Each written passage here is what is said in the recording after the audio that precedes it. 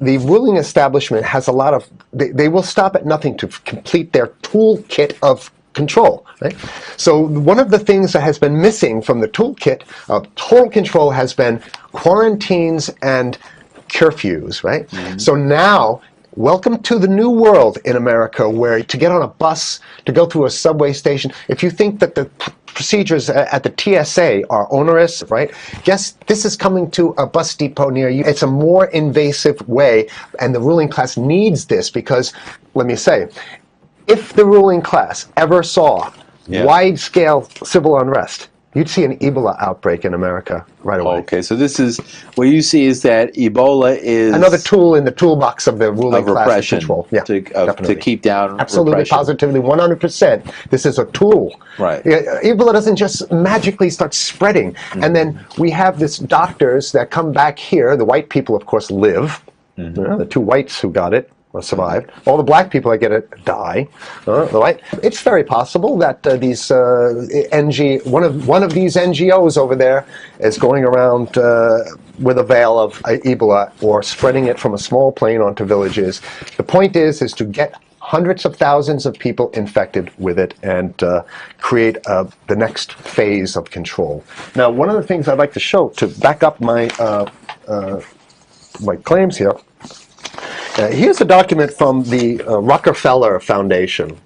Rockefeller Foundation, right there. You can zoom in on that, where my finger is. It's called Scenarios for the Future International Development, the Rockefeller Foundation. All right? Okay, let's take a look at what they're saying here. This is something like a 50, 60-page document. I'd like you to go to page 18, if you can look at this up on the internet, but I'll read it off to you. It's called lockstep, lockstep. And this is a phrase that I used right after 2001 when I saw the entire system of the United States, including the population, were in lockstep. So the Congress went along, and yes, it was Osama bin Laden, and the people waved their flag and said, I hate, hate, hate, hate, and everything was in lockstep. Well, in 2010, they published this, Rockefeller Foundation, and here's what they're saying. They're saying that they call it a scenario. These are scenario narratives, and they speak about it in the past tense. So they put out this scenario, lockstep. A world of tighter, top-down government control and more authoritarian leadership with limited innovation and growing citizen pushback. Okay, I'll read a little bit of it. In 2012, the pandemic that the world had been anticipating for years, nobody was anticipating a pandemic, finally hit. Unlike 2009's H1N1, this new influenza strain originating from wild geese, they use some scenario, but this is Ebola they're talking about. Ahead. Even the most pandemic-prepared nations were quickly overwhelmed when the virus streaked around the world, infecting nearly 20% of the global population and killing 8 million in just 7 months, the majority of them healthy young adults. The pandemic also had a deadly effect on economies. You can see the agenda. Just naked, raw, naked control agenda written down, and it's anybody's guess how this becomes effectuated in real life. So whether this is written specifically as marching orders or whether people take it upon themselves in the intelligence networks to say, okay, well, this has been produced, so this is the plan here. But these narratives have to be written in advance because the intelligence agencies don't know how to do these narratives. They need help. So these think tanks, they come up with these like Rand Corporation, Rockefeller Foundation. These are think tanks of death. They're not the think tanks, they're not there to find great ways to help people. Right? Okay, the pandemic also had a deadly effect on economics. International mobility of both people and goods screeched to a halt. Which is what they want. They want a completely isolated world, right? Debilitating industries like tourism and breaking global supply chains. Well, of course they want tourism stopped because they're not in the tourism business. And they want you at home in your house in front of the TV. Then they got you. Because once you watch the TV, they own your soul. Even locally... Wait a second, we're on television. I mean commercial television, let's say. National. Even locally, a normally bustling manufacturing shops and offices sat empty for months. Okay, so I love how they talk about it in the past tense in 2010. Right? The pandemic blanketed the planet, though disproportionate numbers in Africa died. Southeast Asia and Central America, where the virus spread like wildfire. It sounds like the opening monologue of a disaster movie, right? Exactly. Now listen, here's the good stuff now. But even in developed countries, containment was a challenge. Now here's this one. I love this one. The United States' initial policy of strongly discouraging, in quotation marks, strongly discouraging citizens from flying proved deadly in its leniency. So they're saying, that... No, keep going. Okay, Read it. proved deadly in its leniency. So they should have been tougher, right? Accelerating the spread of the virus, not just within the United States, but across borders. However, a few countries did fare better. China in particular.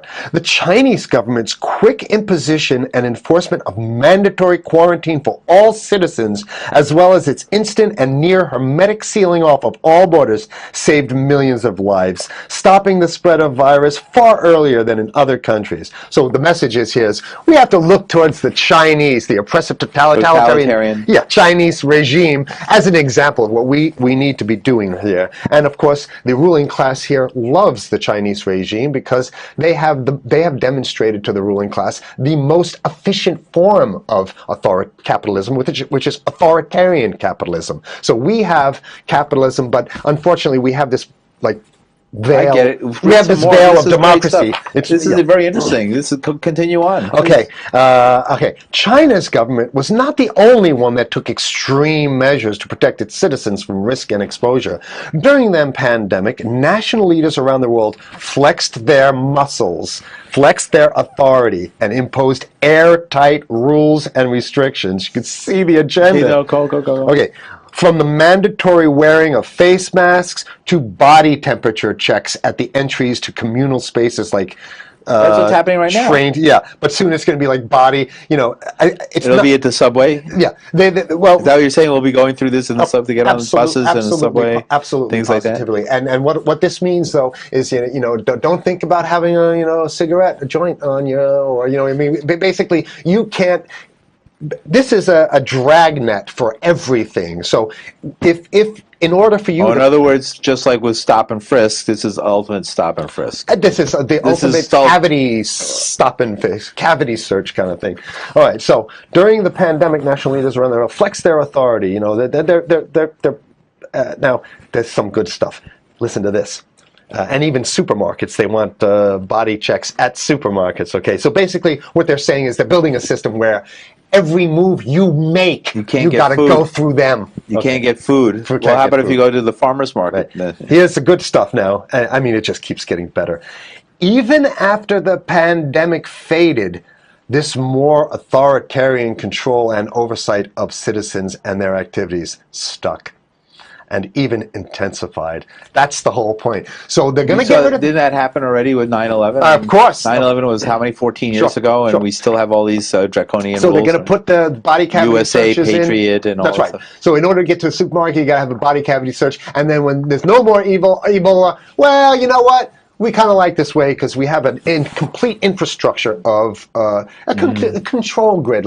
In order to protect themselves from the spread of increasingly global problems, from pandemics and national terrorism to environmental crisis and rising poverty, leaders around the world took a firmer grip on power. Well, what the hell would rising poverty have anything to do with imposing strict citizen controls with face masks? So they're very sloppy stuff here. At first, the notion of a more controlled world gained wide acceptance and approval. I'm sorry. Nobody likes this stuff. They're just saying it. No, I have to provide analysis. Only because we only have 5 minutes left, so that's. Oh my God! Okay. Citizens willingly gave up some of their sovereignty and their privacy to more paternalistic states in exchange for greater safety and stability. I mean, that's just a complete naked contradiction to the famous saying that if you think you're going to give up a little bit of security, I mean, if you're going to give up your freedom for security, you're going to get neither. That's the long-standing thing. And here what they're doing is They're not even ashamed or embarrassed to absolutely say the exact opposite. They're saying, yes, we all want to give up our privacy and sovereignty for more stability and security and stability. So you don't get that. When you give it up like that, you get the shaft. Can you show us the cover again of what you were just reading? One more time, and then I have two more documents. Right, this is what we were reading here, and just zoom in a little bit so folks can see it. He'll zoom in, don't worry, you can relax. And scenarios for the future of technology and international development. Okay, now I have two more documents. Keep it zoomed. We have the National Security Memorandum of December 10th, 1974. This is Henry Kissinger's brainchild. The National Security Memorandum number 200. You can look that up on your internet. I'll summarize it. He says that there's too many people, we got to get rid of the population. So to answer your question. From earlier. Yeah, he says, he used the word depopulation, which is different. Depopulation means killing people that already exist, and it's to get the minerals, because we need the minerals. And here's another one. The CDC has a patent on Ebola. They've patented it. Yeah? Right. So basically, if you want to get a cure for your Ebola, it says it right up here, right? It says human Ebola virus species and compositions and methods thereof, and it's a patent. It's a patent. They patented the main strain plus something like 17 other strains of it. So they own it now, and I don't know how exactly you can own that, but apparently they've done the same thing. Yeah, I didn't think you could own a natural. Yeah, you can. I guess the main thing to finish off this show is this: that they want to get more control, more and it's going to be curfews and quarantines. So what I'm saying is that unless the American people start to get some new way to revolt, a new way to organize, new way to protest, unless we can break through the apathy, because that's what we have here, then it's going to be a slave state here. The ruling class doesn't seem to have too much resistance. They're getting everything on their Christmas shopping list, and they've been wanting quarantines and curfews for a long time. Now they got it. And if you want to live in a world where you're tricked into all this stuff because it's for your safety, right? And if you want to have a probe and make sure you got to check your pockets, make sure you don't have anything incriminating on you before you go out, and when you step out of your house, you want some police there to monitor and see what you're doing. If that's the world you want to live in, be apathetic, don't do anything. You're going to get that world very soon. It's coming your way, definitely. Mm-hmm. So what should people do? What's the hope? You have 30 seconds. To wake up, learn about it, and go fight these bastards in Washington. They're easy to beat. If we can just organize, we can beat them. It's simple. They're weak, and there's so few of them.